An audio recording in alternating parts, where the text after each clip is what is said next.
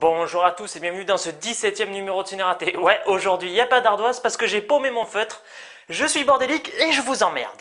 Bref, je tiens tout d'abord à m'excuser du léger retard de la vidéo. Comme vous le savez sûrement, il devait y avoir un autre numéro 17 du Cinératé, mais il a été gentiment supprimé.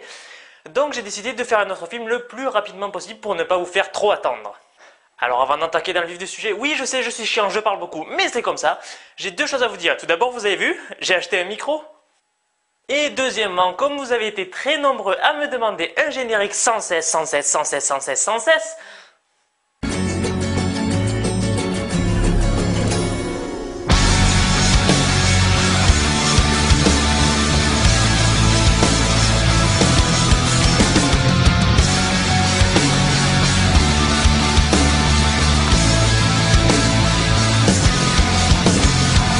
voilà, j'espère que vous êtes contents et aujourd'hui on va parler de ça. La revanche de Pinocchio. Alors avant d'attaquer directement le film, il faut que je vous montre le menu du film. Parce que j'ai jamais vu ça. Bon alors voilà le menu du film, hein. Pas de bouton lecture, ni choix de langue, enfin aucun bouton, enfin c'est juste une image super moche qui donne tout sauf envie de voir le film. Quelle idée de merde. Bref, une fois que ce menu super interactif est passé, on peut s'attaquer au film. Et voilà comment ça commence.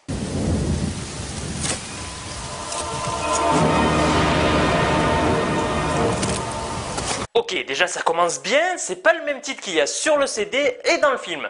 Vous allez peut-être me dire que c'est peut-être l'adaptation française qui s'appelle La Revanche de Pinocchio et que le titre original de la version américaine s'appelle Pinocchio. Dans ce cas, je vous répondrai que c'est une idée à la con d'appeler un film comme ça Pinocchio, parce que c'est vraiment l'adaptation la plus personnelle que j'ai jamais vue de ce film. On va commencer à attaquer dans le vif du sujet en parlant du film. Alors regardez bien cette scène. Vous avez fait du bon boulot. Merci chef. Heureusement que vous l'avez trouvé à temps. Plusieurs jours dans l'eau et il serait devenu méconnaissable. Non mais sérieusement, comment un flic peut dire ça? Heureusement que vous l'avez retrouvé à temps. Le gamin est mort. Peut-être que de le retrouver vivant, là, ça aurait été à temps. Ça aurait été mieux, non? Là, le gamin est mort. C'est pas à temps, c'est trop tard pour moi. Et à la suite de cette scène, il va se passer ça. Doucement.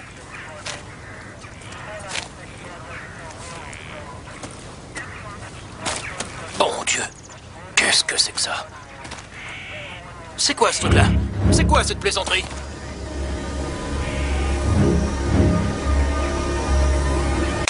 Non mais sans déconner, c'est quoi ce flic? Le mec est genre là, oh oui, un enfant mort, heureusement nous l'avons retrouvé avant qu'il soit complètement désintégré. Et le mec il voit une poupée enterrée, c'est genre, qu'est-ce que c'est? Non mais vous déconnez ou quoi? Je vous ai dit que j'avais peur des poupées. En plus c'est Pinocchio, vous savez pas qui c'est Pinocchio, mais c'est un malade. Non, c'est quoi ce bordel? Ce mec devrait sérieusement revoir le sens de ses priorités.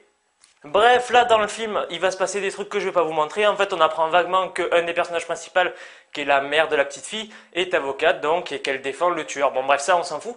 Mais ce qui est intéressant, c'est qu'il va y avoir cette scène que j'ai trouvée particulièrement bizarre.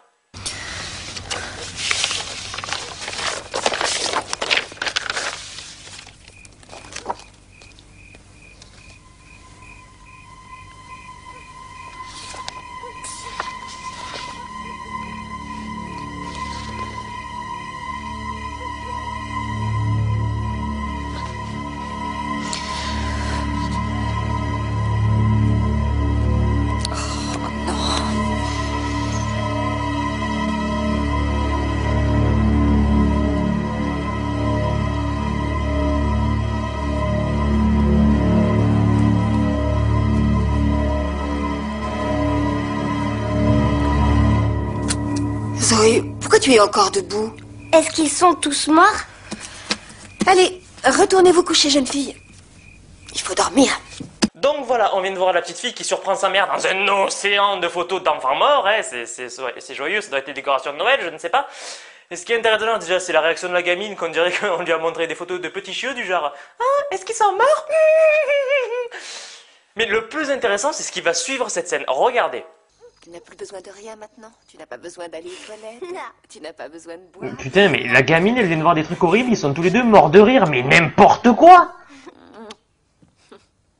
Et donc sérieusement, ils comptent faire comme si rien ne s'était passé, ils en ont absolument rien à foutre. Je sais pas, la gamine vient de voir des photos d'enfants morts, un océan de photos d'enfants morts. Peut-être qu'elle a besoin d'en parler, d'extérioriser, peut-être qu'elle va être traumatisée. Parle avec ta fille, espèce de mère indigne. Sérieusement, c'est quoi le message de cette scène? Quoi? Que les photos d'enfants morts, ça rapproche les familles? Bref, avançons dans le film, et là on va tomber dans une scène. Je vous jure, j'ai pas pu la décrire. La première fois que j'ai vu, j'ai pas réussi à trouver un truc pour décrire cette scène. En fait, il va y avoir une bagarre entre deux petites filles, mais regardez, regardez.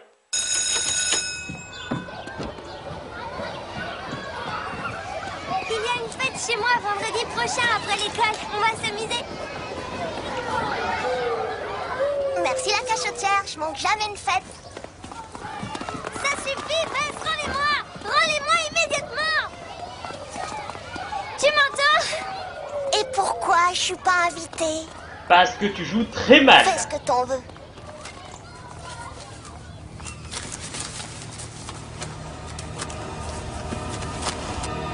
Ouh, elle a jeté ses enveloppes par terre. Tu crois qu'elle va laisser passer ça? Jamais de la vie, regarde.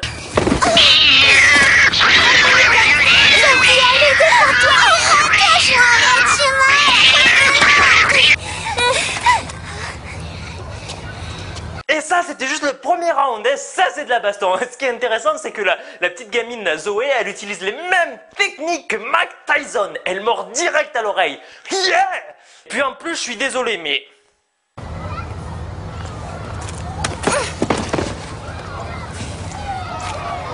Je t'avais dit qu'elle était cinglée. Oui, c'est bien ce que je crois. Cette scène était totalement inutile. Et puis en plus, je suis désolé, mais... Culotte! C'est assez malsain de laisser des trucs comme ça. Donc bien sûr, comme les deux petites filles se sont battues, il va y avoir un contact entre les deux mères. Et là, il y a la mère de la petite fille principale, on va dire, qui va dire ça. Zoé? C'était Madame Wayne. Elle était très fâchée parce qu'elle rentrait à l'instant même de l'hôpital où sa fille a eu 2 points à l'oreille. Elle dit que tu l'as mordue. Mais c'est elle qui a commencé. Peu importe qui commence, on n'a pas l'habitude de mordre les gens dans cette maison. Non, on mord pas les gens dans cette maison, on ne les mord pas, je t'ai déjà expliqué 20 fois, tu leur crèves les yeux, tu leur arraches les dents, tu leur pètes les genoux, mais on ne mord pas. Mordre, c'est une technique de lopette. Bref, là on va arriver à la scène où il prépare le tueur du début à être exécuté, mais regardez bien. Ok, donc on est en Amérique, donc ce sera bien sûr la chaise électrique. Alors bien sûr, va en suivre la scène où ils vont lui mettre la cagoule sur la tête pour ne pas que les gens soient... Oh mon dieu... Non mais c'est quoi ça? Non mais sérieusement, c'est quoi ce délire? Pourquoi ils lui mettent un tablier de cuisine pour nain sadomaso sur la tronche? Non mais c'est quoi ce film, sans déconner? Sérieusement, pas capable d'acheter une cagoule? Mais c'était quoi le budget de ce film? 17 $? Bref, là on en arrive à un moment du film où si vous êtes sensible aux mises à mort, je vous conseille de regarder cette scène parce que je vous jure, ça vaut le coup d'œil. Mesdames et messieurs, bienvenue dans notre nouveau train fantôme très effrayant. L'attraction de l'année, c'est notre train fantôme. Voilà, regardez la réaction de cette dame, comme elle a eu peur, c'est criant de réalisme, tout comme notre attraction, qu'on peut prendre complètement au sérieux, tellement ça fait réel. Ou pas.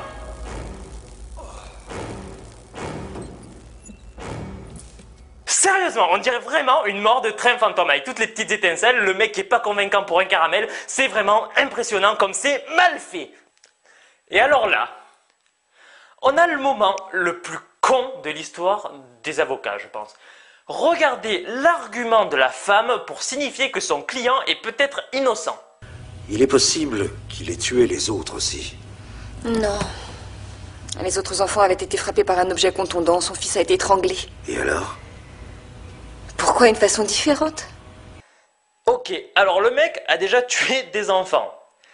On retrouve son fils mort, on le retrouve en train d'enterrer son fils, mais il est probablement innocent parce que les enfants ont été tués d'une manière différente que son fils. Madame, je tiens à t'expliquer quelque chose. Un meurtre, ça se passe pas toujours comme on le décide, tu vois. Peut-être qu'un jour tu vas étrangler quelqu'un et qu'un jour tu n'auras pas le choix, tu vas devoir lui planter un couteau dans le ventre. C'est comme ça, c'est la loi des hors-la-loi, on ne peut pas toujours faire comme on veut. Sérieusement, c'est pas l'argument le plus débile que vous avez jamais vu, c'est comme moi si vous disiez « Non, ce n'est pas le même tueur, les premiers avaient des pulls et celui-ci était en t-shirt. » Quoi? Non, le fait qu'il a été tué en été n'a rien à voir, ce n'est pas le même tueur, ils n'ont pas les mêmes vêtements. Avançons un petit peu dans le film, et là il va y avoir cette scène qui est plutôt intéressante. Dites, j'ai eu le magasin de jouets, ils ont eu un problème de livraison et ils n'auront rien avant mardi. Vous voulez rire? Vous leur avez dit qu'il me le fallait aujourd'hui? Bien sûr, ils ont dit qu'ils étaient vraiment désolés, mais qu'ils ne pouvaient rien faire. Oh, super. Bon, je vais essayer d'en trouver un autre ailleurs quand j'irai chercher la pizza et le gâteau. n'est pas super intéressante en elle-même, mais c'est ce qu'elle va entraîner qui va être intéressante. Parce que si on a bien compris, c'est l'anniversaire de la petite Zoé, et sa mère, comme c'est une bonne mère, qu'elle a que 365 jours entre chaque anniversaire pour trouver un cadeau, elle s'y prend au dernier moment, et bien sûr elle n'a pas de cadeau. Alors devinez ce qu'elle va lui offrir. Je voulais m'assurer que le feu était éteint. Vous comprenez? Je suis en bois.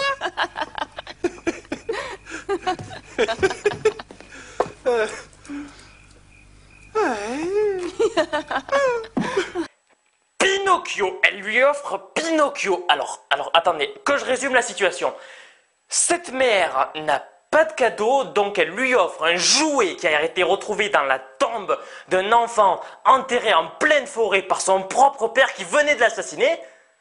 Mais c'est le cadeau rêvé, tous les enfants rêvent de ça. Coucou ma chérie, alors j'ai pas eu le temps d'aller t'acheter un cadeau pour ton anniversaire, mais t'en fais pas, j'ai trouvé quelque chose. Tiens, c'est une hache, voilà, tiens, prends-la. C'est une hache, en fait, qui a servi à un homme à tuer toute sa famille. Oui, voilà, si tu lèches un petit peu la lame, tu as encore le goût du sang de leur cerveau. Oui, voilà, goût, voilà, t'as vu, c'est acide. Sérieusement, quel genre de mère offre un cadeau comme ça à sa fille? Mais c'est une famille de tarés, ils sont encore plus tarés que le tueur du début. On en arrive au moment du film que j'ai baptisé le quart d'heure malsain. Parce que je vous jure, à la suite, vous avez des scènes plus malsaines les unes que les autres. C'est super bizarre. Ça va crescendo en fait. Ça commence doucement et ça finit en apothéose. Regardez.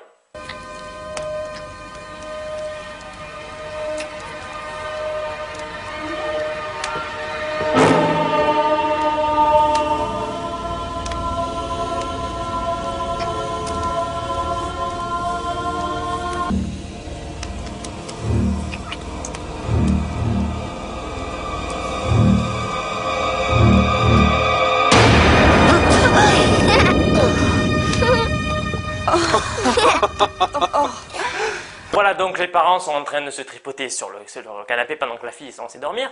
Et là, il y a Pinocchio qui débarque. Déjà, ça c'est pas mal bizarre. Mais le pire, c'est que, en fait, c'est la gosse et Pinocchio qui étaient en train de les mater depuis 10 minutes. Ça, c'est quand même pas mal bizarre. Et le mec, comme il est frustré qu'il n'a pas pu... tranquille, alors regardez ce qui va se passer. Bravo, tu nous as bien eu, dis donc. Petit monstre, j'ai une de ces peurs. C'est qu'une marionnette à ton âge, t'as pas peur? Oh, si, c'est normal d'avoir peur. C'est Pinocchio. Pinocchio ne faisait pas peur, il était très gentil.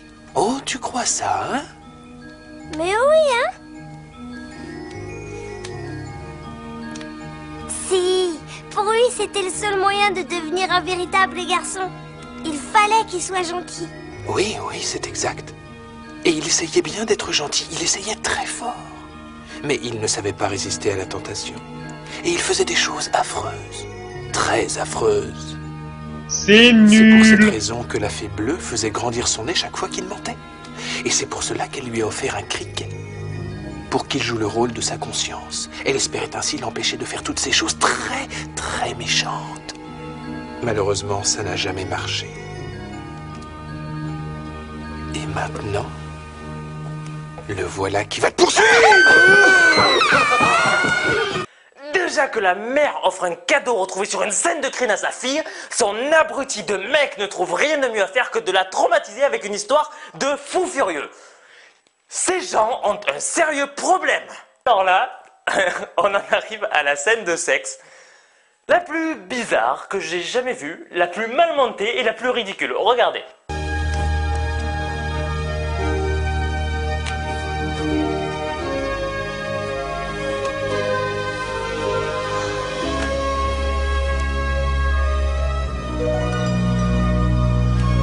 Voilà, une scène de sexe pour eux, ben c'est ça, c'est la même action qui est répétée avec une demi-fraction de seconde de différence.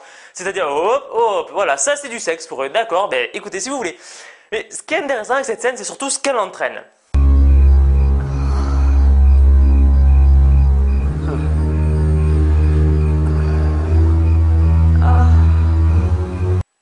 Ok, ça c'était malsain par contre. Pour conclure ce petit quart d'heure malsain, je vous propose une scène qui sert à rien. Alors bien sûr, à un moment, il faut justifier l'achat du film. Alors il y a la technique imparable de mettre une demoiselle à poil en train de prendre une douche. Voilà, mais là la scène devient un petit peu longue, madame. Voilà, merci, c'est gentil. Mais là, les producteurs ont dû se dire, non, le film est vraiment trop pourri, quoi. Voilà, mettons-la totalement à poil, c'est beaucoup mieux. C'est totalement intéressant et justifié d'avoir cette scène. Voilà, c'est là que ça devient malsain. Pinocchio mate. Non mais sérieusement, elle rime à quoi cette scène? Il croit vraiment qu'on va se dire que le pantin est en train de se dire oh ouais vas-y, sèche-toi tout doucement madame. Oh oui merci madame. Oh madame merci. Voilà, alors je sais pas pour vous mais moi Pinocchio j'ai grandi avec les dessins animés, le dessin animé de Walt Disney et tout ça. Donc c'était un petit peu un personnage de mon enfance. Et là de voir un genre de pervers qui met des filles sous la douche, ça fait bizarre, ça fait bizarre. Bref, juste après ça, la mère qui a décidé que finalement donner peut-être un jouet retrouvé sur une scène de crime à sa fille, c'était pas la bonne idée. Elle lui achète un autre cadeau, elle essaye de récupérer Pinocchio. Mais bien sûr, Zoé, là, comme c'est vraiment une tête de con, elle refuse de rendre le cadeau. Et là, juste après cette scène, en fait, il va y avoir ça.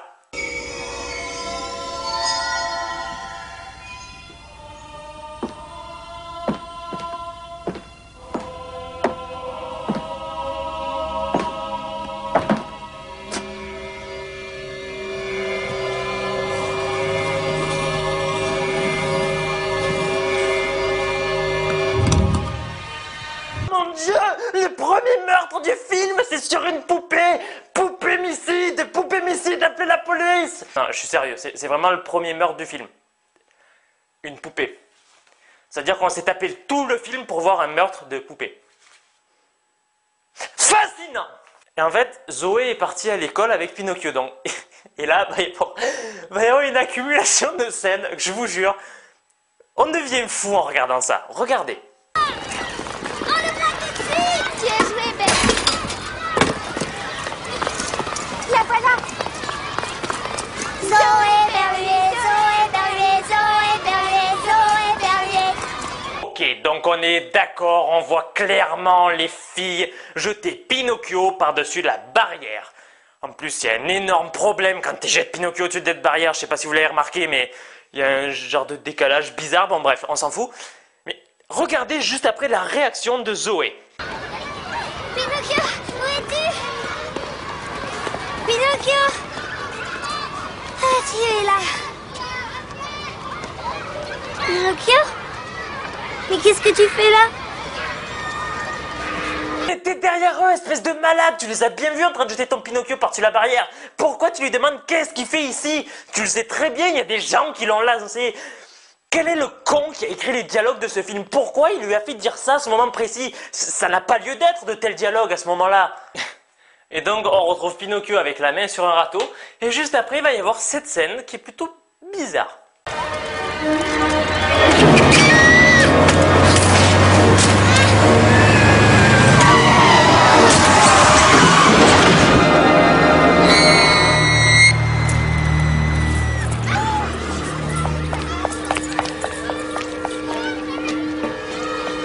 Comment tu vas, mon petit? Où est-ce que tu as mal? Où est-ce qu'elle a mal? Mais elle vient de se faire rouler dessus par un bus. T'en as d'autres des questions à la con comme ça? Viens, ma petite fille.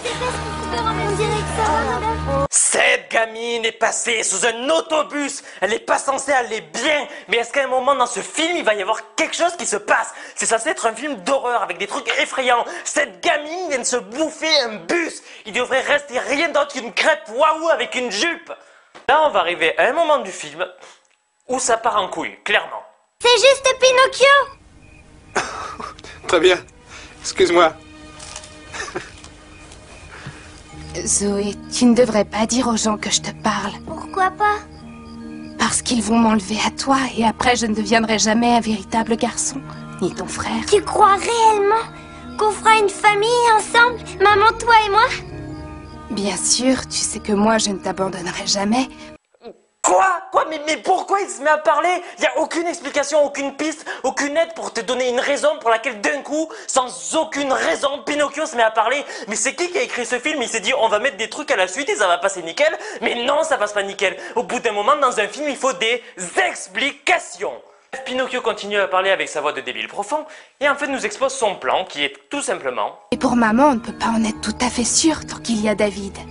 Oui, je sais bien. Je peux m'arranger pour faire partir David. Comment tu ferais?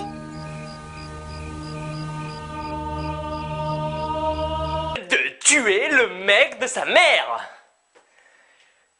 Vu le personnage comme il est con, c'est un super plan. Bref, on va passer directement à la mort de David, donc le mec de sa mère, son beau-père donc. Et il va y avoir une scène que vous n'oublierez jamais. C'est la scène que vous qualifieriez comme la mort la plus débile de l'histoire du cinéma. Regardez. Yves, tu ferais mieux d'aller te coucher.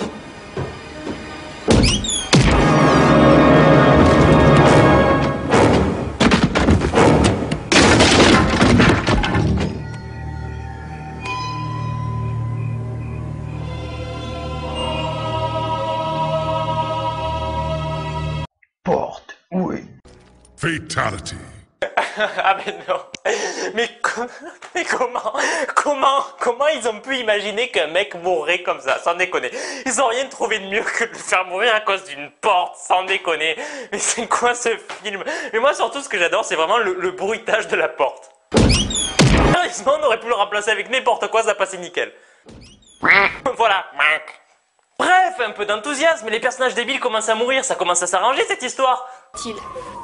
Nous avons déjà prévenu ses parents. Si votre fille n'avait pas appelé les urgences, il ne s'en serait pas sorti. Merde. On était presque à se débarrasser d'un des personnages les plus débiles de ce film.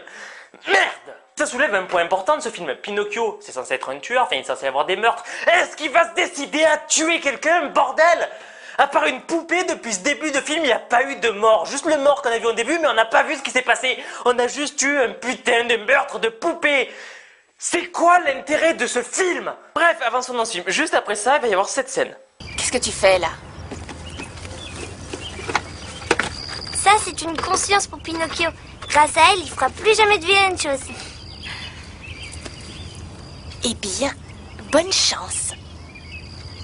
Dans l'histoire italienne originale, Pinocchio avait un caractère épouvantable. Et au cours d'une de ses colères, il a écrasé le pauvre petit insecte. Allez, viens. Voilà, Zoé va donc chercher un criquet pour symboliser la conscience de Pinocchio. Super. Cette scène n'a pas vraiment de réel intérêt pour le moment, mais vous comprendrez plus tard pourquoi je vous la montre. Je vous jure, ça vaut la peine d'attendre. Vous vous rappelez tout à l'heure quand je vous ai montré Pinocchio qui avait une voix? Déjà cette scène était débile, mais c'était rien comparé à ça. Ce que je sais, c'est que c'est toi qui as refermé la porte si fort. En es-tu sûr? Qui ce serait autrement? À ton avis? Ah non, c'était pas moi. Moi, j'y suis pour rien. Qu'en sais-tu? Tais-toi, s'il te plaît. Est-ce que tu m'as vu faire? Tais-toi, arrête Puisque de tu parler. n'étais pas là, comment peux-tu être aussi sûr que c'était moi? Ça suffit la merde. Sérieusement, c'est quoi ce doublage de merde? Non, il faut dire les choses telles qu'elles sont. Les doublages de cette scène sont vraiment mauvais. Voilà, ça m'énerve, moi. C'est chiant. Bref, avançons s'il vous plaît. Là, on en arrive au moment du film que j'ai trouvé vraiment méga drôle.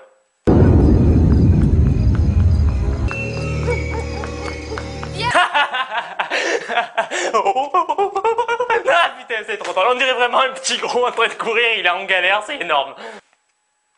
Je vous jure que quand vous devez regarder ce film entier, cette scène est super drôle. C'est le truc le plus drôle que vous avez jamais vu de votre vie. Alors, un petit peu de tolérance, s'il vous plaît. J'ai dû le voir 2 fois pour la critique. Surtout, vous aimez ce moment où Pinocchio court parce qu'il court à l'hôpital pour voir David. Et là...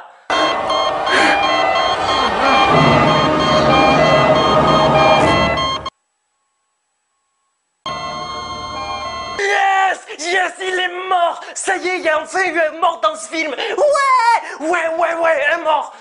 Je sais que c'est pas bien de se réjouir de la mort de quelqu'un, mais là, quand même. Ouais, il est mort. Là, on en arrive à une scène que je vais vous laisser complète, mais c'est vraiment la fin qui prend toute l'intensité et tout l'intérêt de cette scène. C'est en fait le moment où Pinocchio parle de manière super bien doublée, c'est quand Zoé est chez son psychologue et il s'absente quelques secondes pour aller faire Dieu seul sait quoi. Et là, il va y avoir cette scène. Je filme souvent mes séances, ce qui me permet ensuite de les étudier en détail.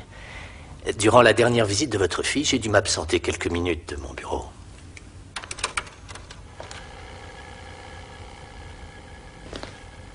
Alors, t'es content maintenant? Il pense que c'est moi qui fais du mal à David.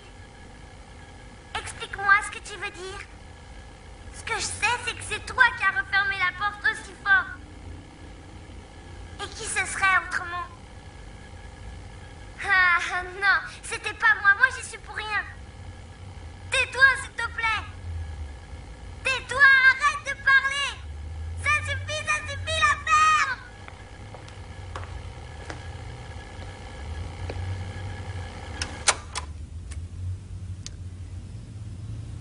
Je veux votre permission pour faire interner Zoé. Non, mais comment il t'annonce ça, le mec? J'ai décidé d'interner Zoé, de la faire piquer, de la faire brûler vive. Est-ce que vous êtes d'accord? Sérieusement, un petit peu de tact, un petit peu de quelque chose?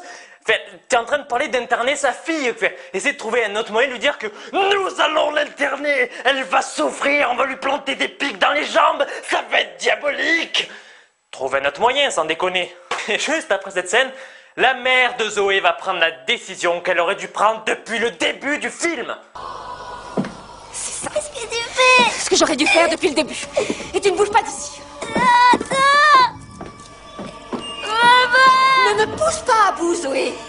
Je te déteste! Je te déteste! Je te déteste! Je te déteste! Je te déteste!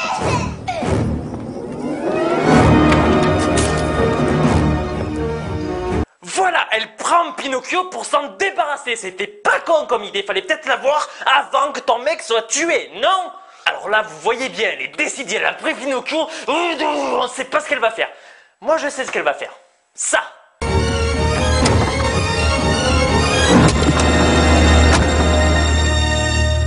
Là, elle a niqué les espoirs de tout le monde. C'est-à-dire, elle partait super motivée pour régler son compte à cette poupée de merde. Elle le met dans le coffre de sa voiture. Ce qui ne sert strictement à rien, nous sommes d'accord. Et là, Zoé, elle n'est pas contente que sa mère lui ait pris son Pinocchio. Alors va y avoir cette scène. Zoé.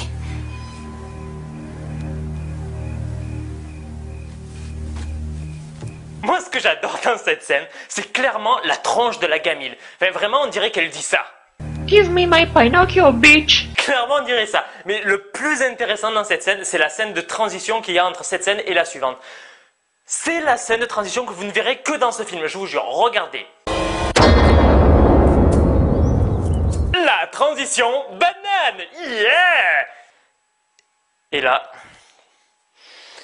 il y a sûrement la scène la plus triste que vous verrez dans l'histoire du cinéma. C'est vraiment une scène qui m'a touché. Je vous laisse regarder. Pour Pinocchio. Je suis sûre que ta maman veille bien sur lui. Non, j'ai peur qu'il lui fasse du mal. Rassure-toi. Maintenant, il a une conscience. Rappelle-toi, c'est même toi qui lui as trouvé.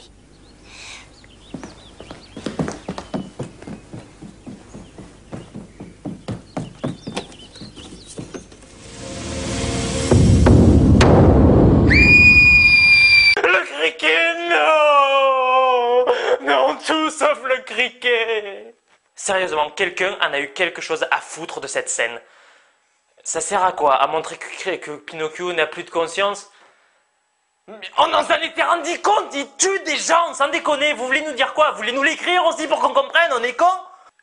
Alors là, tout à l'heure je vous ai montré le meurtre le plus débile de l'histoire du cinéma, en la personne du meurtre de David avec sa porte.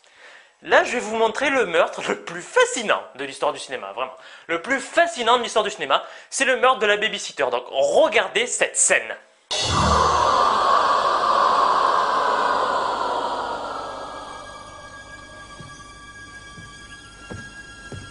Zoé?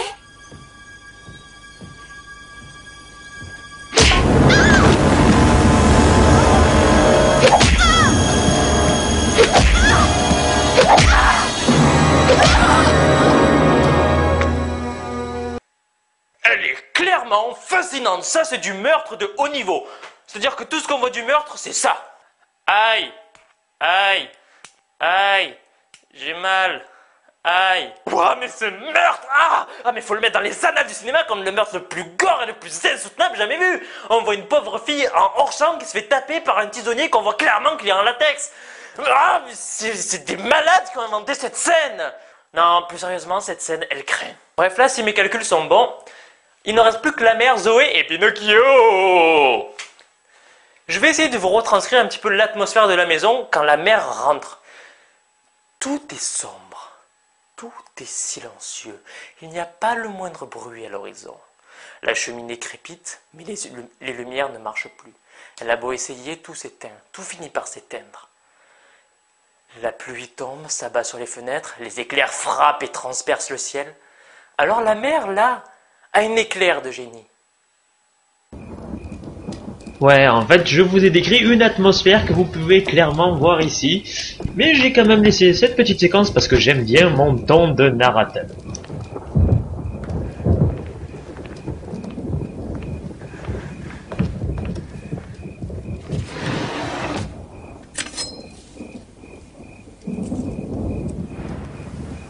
Mais qu'est-ce que je fais? Non, finalement, cette mère est trop conne. Elle a le couteau dans les mains. Pourquoi elle le repose? Tu rentres dans une maison où c'est clairement écrit il y a un problème. Prends une arme, espèce de mongolienne. Fait juste pour ça.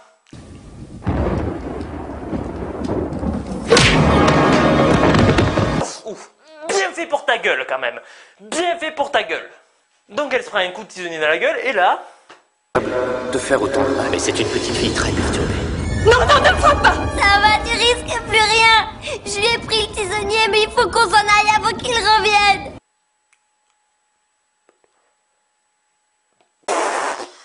Bref, donc on voit que c'est finalement Zoé qui avait le tisonnier à la main, mais qui lui dit que c'est Pinocchio qui l'avait et qu'elle lui a pris. On ne sait plus qui croire, et c'est ça en fait le but précis du film, c'est de nous faire douter, de savoir si c'est la petite fille qui est folle ou s'il y a vraiment un pantin tueur. Et là, il va y avoir ça.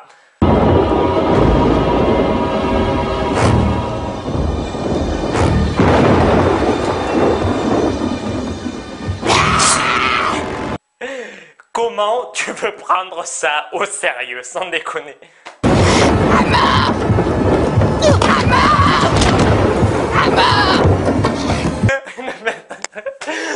Non mais comment ils essayent de te faire flipper avec ça? Sans déconner, c'est un pantin, bordel, un pantin. Donc de voir de plus en plus de films avec des pantins tueurs, ça m'a donné l'idée d'une rubrique qui s'appelle Comment tuer un pantin fou qui veut vous tuer? Par Anthony du Ciné Raté. Pour cette rubrique, je vais vous apprendre la self-défense contre les pantins tueurs. Pour m'assister dans ma démonstration, bien sûr, mon fidèle ami Pikachu. Alors c'est simple, s'il y a un pantin tueur qui est face à vous et vous menace, la meilleure technique, ça reste encore le coup de poing dans la gueule. Voilà, c'est efficace, la pantin est déstabilisée et vous avez le temps de vous enfuir. Si le pantin est au sol, il y a toujours la technique du coup de pied qui marche très bien aussi. Mais si vraiment vous n'avez pas d'autre alternative et que le pantin est au sol, je vous conseille clairement la méthode du bourrinez-lui la gueule avec une épée de 300. Tiens, prends-toi ça dans la gueule, pantin démoniaque, satanique, veut dire. Voilà, putain, c'est pas compliqué, c'est juste un putain de pantin. Trouvez un moyen de leur péter la gueule, un coup de pied, un coup de poing. Vous êtes dans une maison, vous avez des objets contendants, défendez-vous, arrêtez de fuir devant un putain de jouet. Bref, avançons dans le film. Là, il va y avoir cette scène.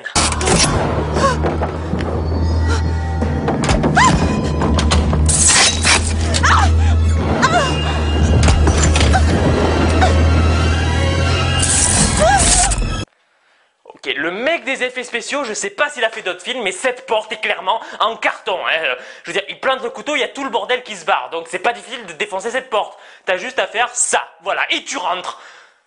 Passons, s'il vous plaît, passons. Donc là, Zoé va dire « Maman, je suis là !» Et là, la mère a une idée de génie. Maman, où es-tu? Maman! Zoé, va-t'en! Sors dans le jardin! Gueuler haut et fort où sa fille doit aller se cacher. D'accord.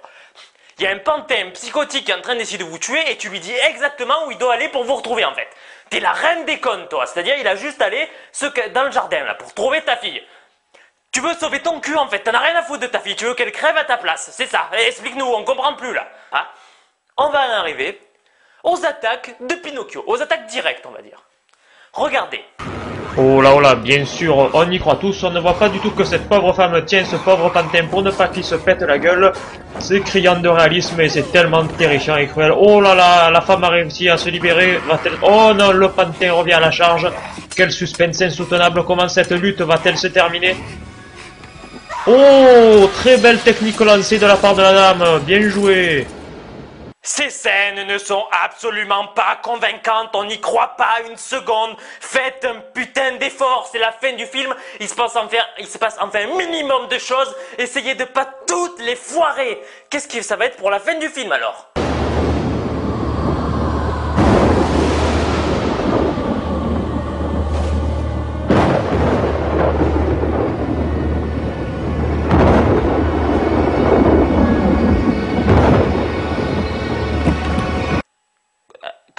Pinocchio, c'est en fait Zoé, ou alors... Oh, j'ai rien compris, on comprend rien de toute façon. Ils essaient de te donner une piste pour te faire douter de savoir qui est qui, mais on comprend rien, c'est super mal exploité, c'est super mal expliqué. Donc voilà, elle a pété la gueule à sa fille. Fin du film, s'il vous plaît. Je sais ce que j'ai vu.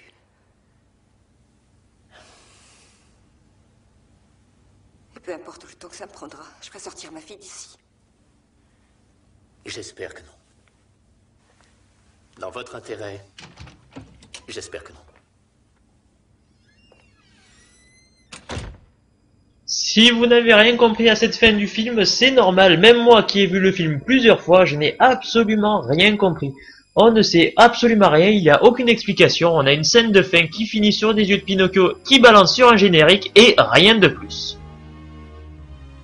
Ah ok, le film finit donc comme ça, sans aucune explication de plus, juste on interne Zoé, c'est-à-dire qu'on n'a pas de preuve que le Pinocchio n'existe pas, on ne sait pas ce qui devient, on ne sait pas...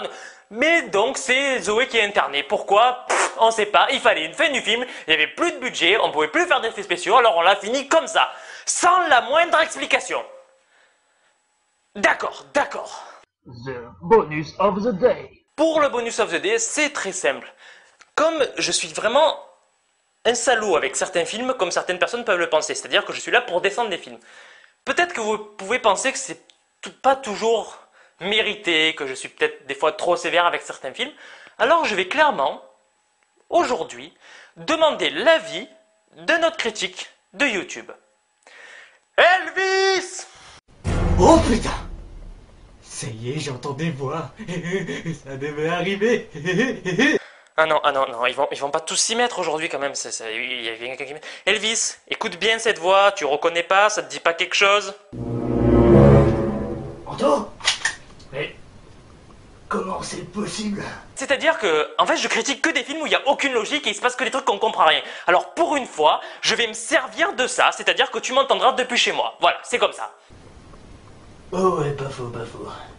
Bon alors, qu'est-ce que je peux faire pour t'aider, gamin? C'est moi ou tu viens de m'appeler gamin là? Eh bien, puisque tu as eu la mauvaise idée de m'appeler gamin, je vais te torturer lentement en te demandant ton avis sur La Revanche de Pinocchio. La Revanche de Pinocchio? Oh que si! Et t'as pas tellement le choix en fait. N'oublie pas que tu m'as contacté pour ta vidéo de Ghost Rider pour jouer Méphistophélès pour une seule raison, c'est que je suis le diable! Bon, ok, c'est bon. Bien aimable à toi, on t'écoute. Mais qu'est-ce que je vais dire sur ce film? Mais qu'est-ce que je vais dire sur ce film? Mais qu'est-ce que je vais dire sur ce film? Bon sang, bonsoir! Je sais pas, j'en sais rien. Est-ce qu'il est aussi mauvais que je le dis?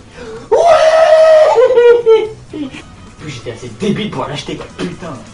Bon, pour être un peu plus indulgent, je l'ai revu récemment, et je dois dire que l'idée de base est assez bonne. Je sais pas, moi, voir Pinocchio en tant que pantin tueur, c'est déjà mieux que je veux devenir un vrai petit garçon. Ok, c'est une série B, donc il faut être indulgent. Mais non, désolé, non, je ne peux pas être indulgent envers ce film.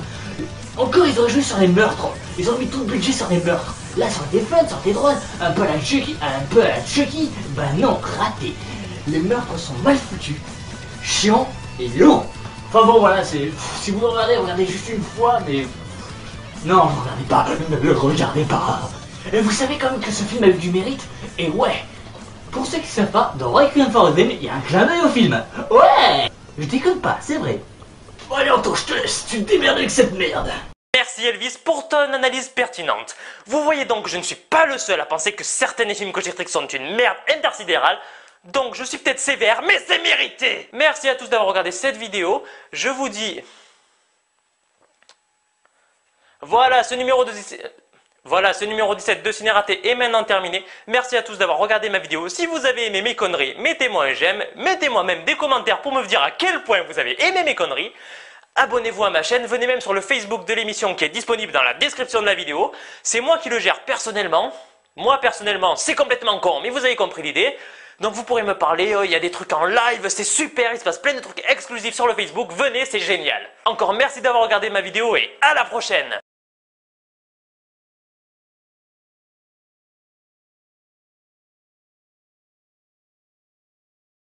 Encore un merci à Elvis et je vous invite tous à aller découvrir le ciné d'Elvis.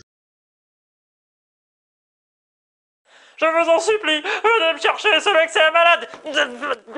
Non, il a rien dit. Non, il s'amuse très bien avec moi.